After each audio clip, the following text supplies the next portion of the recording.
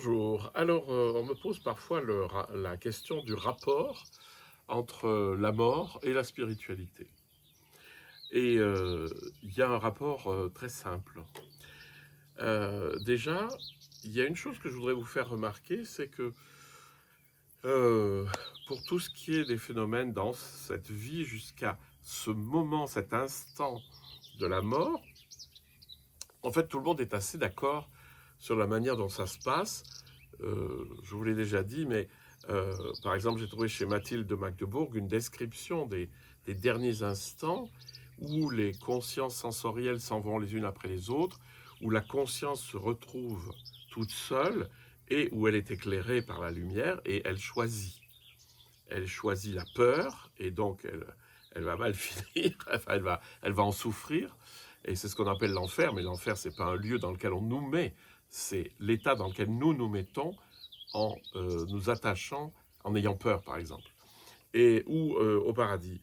Et la même chose, vous trouvez la même chose dans le Bardo Todol. Et en fait, ce qui est très très intéressant, c'est de mettre ça en parallèle. Il ne peut pas y avoir eu de, de communication d'un endroit à l'autre. Donc, ça veut vraiment dire quelque chose de la manière dont nous abordons cet instant. Ce que je trouve très intéressant, c'est que tant que les différentes traditions racontent la même chose, ce qui est le cas de la spiritualité, euh, on peut, on peut que croire que c'est vrai parce que dès qu'on a vu l'immense unité des traditions, on se dit il y a quelque chose qui dépasse chaque tradition. Parce que les traditions sont des lunettes qui ne voient que d'un côté, quoi. C'est comme cette montagne, là, je la vois de ce côté, mais il y en a qui la voient comme ça, il y en a qui la voient comme ça. Euh, et ce, donc là où les traditions se rejoignent, on peut être à peu près sûr que ça correspond à une réalité qui est infiniment simple, il faut bien toujours le redire. Mais si tout le monde est d'accord sur ce qui se passe jusqu'au point de la mort, qui est toujours un endroit, c'est un temps la mort, hein, c'est pas un instant, euh, la question c'est après. Et ça vous a jamais frappé qu'en fait d'une tradition à l'autre, on n'a pas du tout la même idée de ce que c'est que l'après. Soit vous pensez réincarnation et donc voilà, vous replongez dans l'existence, soit vous pensez c'est fini et puis c'est enfer ou paradis ou éventuellement purgatoire. Euh, et donc en fait, il n'y a pas du tout d'unité sur ce qu'il y a après. Pour moi, ça veut juste dire que ben c'est pas encore clair, hein.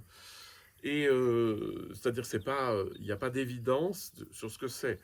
Et c'est pour ça, si on me demande, mais est-ce que tu crois à la réincarnation, est-ce que tu crois à l'enfer ou au paradis, je dirais, mais je n'en sais rien.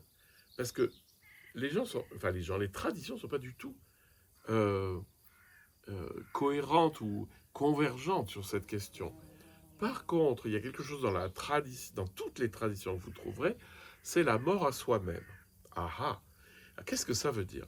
Ça veut dire que le, la structure que je suis, alors elle est corporelle, mais elle n'est pas que corporelle, elle est aussi psychique, elle est aussi cognitive, elle est tout ce que vous voulez. Cette structure-là est destinée à disparaître pour que alors je vais appeler ça l'esprit, mais la conscience qui m'habite, euh, ou l'âme, ou l'esprit, etc., converge, enfin replonge finalement dans l'océan primordial de la conscience. C'est-à-dire, c'est la grande dissolution de l'âme dans l'infini qu'il a créé. C'est le retour dans la mer. Il y a de très belles images, la goutte qui sort de l'océan, qui mène sa vie qui sort de l'océan et qui y retourne. Donc très très belles images, mais l'eau reste de l'eau, c'est-à-dire de même nature que l'océan. C'est juste que c'est quelque chose qui se croit séparé, qui se croit, euh, oui, séparé et différent, mais non, on est de même nature que ce qui crée le monde, c'est juste qu'on n'en a pas conscience. Donc la mort à soi-même, c'est prendre conscience de l'océan qui m'habite. C'est-à-dire que je suis l'océan qui a créé le monde. Alors évidemment, vous allez dire, il est complètement barjot. Mais il n'y a pas que moi qui le dis, hein. Moi, je fais qu'expérimenter ce que beaucoup ont déjà dit et qui est une sorte d'évidence, c'est que lorsque j'arrête d'être moi-même, finalement, je suis tout. Maître Eckhart, toujours le même, être dans un profond oubli de soi-même et des créatures, c'est-à-dire des représentations intérieures, pour être dans ce grand espace qui est l'espace que lui va appeler Dieu. Mais vous trouvez d'autres expressions intéressantes. Vous trouvez euh, cette idée que lorsque je suis vide de moi-même, je suis plein de Dieu. Alors, pour Eckhart, Dieu, c'est la réalité qui fonde le monde et qui le maintient, enfin qui est tout est en Dieu et Dieu et tout est Dieu en Dieu. Tout est en Dieu et tout est Dieu en Dieu. Souvenez-vous de cette phrase, parce que lorsque vous commencez à vous l'appliquer, ça change un peu la vie. Parce que tant que vous chercherez un Dieu extérieur, ben, vous pouvez courir longtemps. Hein. Puis si vous le trouvez, c'est pas bon signe. Voilà, donc c'était ce que je voulais vous partager, c'est que, en fait, la vraie mort, c'est la mort à soi-même, c'est-à-dire se libérer du petit. Ça ne veut pas dire que le petit n'existe pas, évidemment qu'il existe. Mais je ne suis pas que le petit. C'est là un peu où il y a des gens qui penseraient qu'il y a une espèce de libération absolue, où l'ego disparaît totalement, où on est totalement...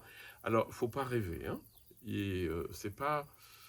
On peut vivre comme ça, mais j'ai beaucoup de gens qui me disent, mais moi, ça m'est arrivé pendant, alors c'était 3 mois, 3 semaines, 3 ans, ou n'importe, et ils disent, là, je regardais ce qui se passait, je n'existais plus en tant que sujet. Enfin, ils disent pas ça comme ça, ils disent, il n'y avait plus personne. Ben oui, il n'y avait plus l'ego qui se cramponne, et donc ça s'était ouvert. Mais des fois, ça se referme. Donc la mort, c'est revenir dans la grande conscience originelle. Et ça, vous le travaillez déjà maintenant, puisque c'est par la pratique spirituelle, vous replongez dans cet espace. Eh bien, dites-vous bien que la mort, c'est jamais qu'une manière, comme une autre, de méditer. C'est-à-dire, plus vous serez habitué à rentrer dans ce grand espace où il n'y a plus rien, c'est-à-dire où il y a, c'est pas vide, mais c'est vaste et c'est vide de représentations, d'images, d'émotions, etc. Eh bien, plus vous vous habituerez à ça, et plus le passage dans la grande conscience, ça sera un peu comme une espèce de toboggan, et plouch, on plongera, vous voyez. Et c'est quand même plus souhaitable d'être dans cette attitude-là que dans cette espèce de crispation, je veux pas, je veux pas, je veux pas, j'ai peur, j'ai peur, j'ai peur. Mais c'est la seule chose dont on soit sûr dans notre vie, c'est qu'elle va avoir une fin. Donc c'est quand même chouette de l'approcher positivement en se disant, eh ben voilà, ça sera finalement le couronnement de ma vie spirituelle. La mort à moi-même a été opérée avant, ce qui fait que le passage dans la grande réalité que vous pouvez appeler Dieu, que vous pouvez appeler la nature originelle, que vous pouvez appeler comme vous voulez, ça sera infiniment plus simple. Voilà, et bien écoutez, c'est ce que je voulais vous partager aujourd'hui, et je vous souhaite une très bonne journée.